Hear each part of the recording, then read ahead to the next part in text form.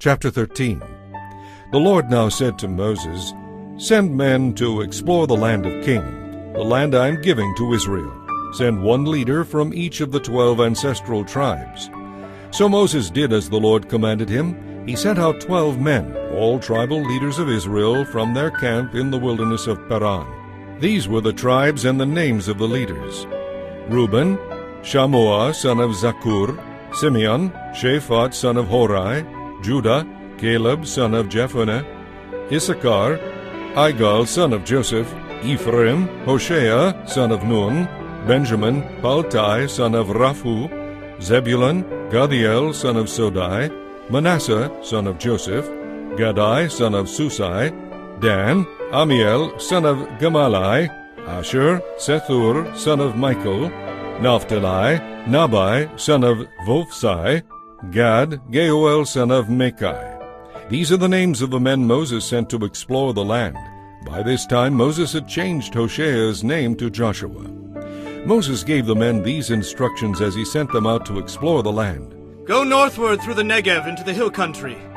See what the land is like and find out whether the people living there are strong or weak, few or many.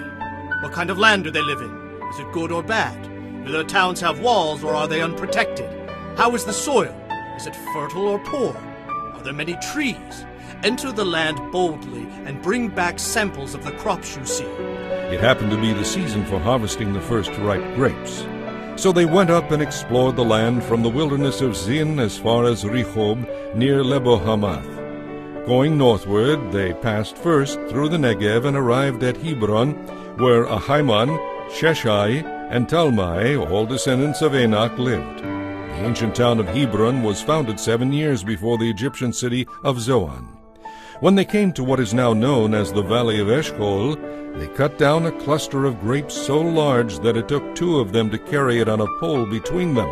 They also took samples of the pomegranates and figs. At that time the Israelites renamed the valley Eshcol, cluster, because of the cluster of grapes they had cut there.